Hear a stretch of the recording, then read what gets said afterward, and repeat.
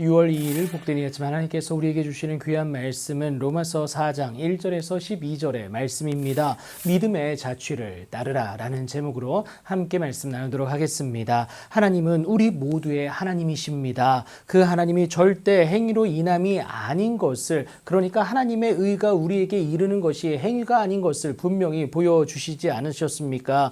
그런즉 육신으로 우리 조상인 아브라함이 무엇을 얻었다 말할 수도 없습니다. 만일 아브라함이 행위로서 의롭다 하심을 받았다면 자랑할 것이 있겠지만 사실 그가 하나님 앞에서 자랑할 만한 그 어떤 행위도 없다는 사실입니다. 성경도 증언합니다. 아브라함이 하나님을 믿음에 그것이 그에게 의로 여겨진 바 되었음을 분명히 말하지 않습니까? 그러니까 무엇에 대한 대가로 받은 것이 아니다라는 말이죠. 일하는 자 곧 자기의 노력이나 행위로 의로워지려는 자에게는 그 삭시, 그러니까 하나님의 건지심이 은혜로 여겨지질 않습니다. 하나님의 은혜에 의해 주어진 죄사함의 은혜를 은혜로 인정하지 못하는 것 아니겠어요? 그저 절대 당연한 것으로 생각하는 것은요, 자신의 행위에 응당한 보수로 여길 뿐이기에 그렇습니다. 다시 말해서 자신의 수고에 대한 당연한 대가로 생각할 뿐만이 아니라 권리로 주장하기까지 한다라는 것이죠.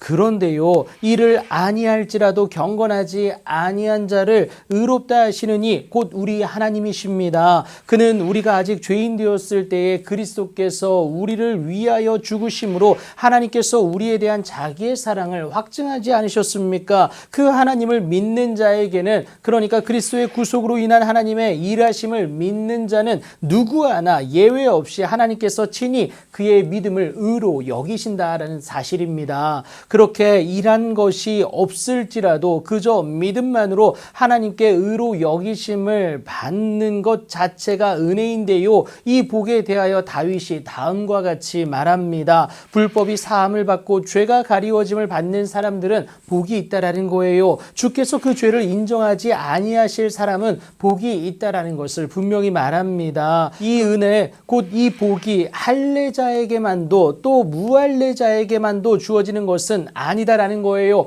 어떤 행위나 수고에 대한 대가가 아니기 때문에 그렇습니다. 이미 앞서 바울이 말했지만요, 아브라함에게는 그 믿음이 의로 여겨졌다라고 하지 않습니까? 하나님의 의로 여기심이 그래서 언제 주어졌는지가 참 중요한데요, 할례시가 아니라 바로 무할례시였다라는 것을 오늘 본문은 기록하고 있습니다. 그렇다면 여러분, 할례는 무엇이냐? 아브라함이 할례의 표를 받은 것은요, 무할례시의 믿음으로 된 의를 인친 것이다 라는 거예요. 다시 말해 하나님에 대한 믿음이 그로 하여금 그 은혜의 주인공이 되게 했고요, 그 언약의 표징으로서 할례가 주어졌다라는 것을 말하고 있습니다. 이를 통해 믿는 그들 역시 의로 여기심을 얻게 하려 하심이다라는 것을 여러분 꼭 기억하시기 바랍니다. 그래서 할례 받은 자인 유대인에게만이 아니라 이방인이었던 우리일지라도 우리 조상 아브라함이 무할례 시에 가졌던 믿음의 자취를 따르는 자들에게도 의로 여기시는 그 은혜가 우리 모두에게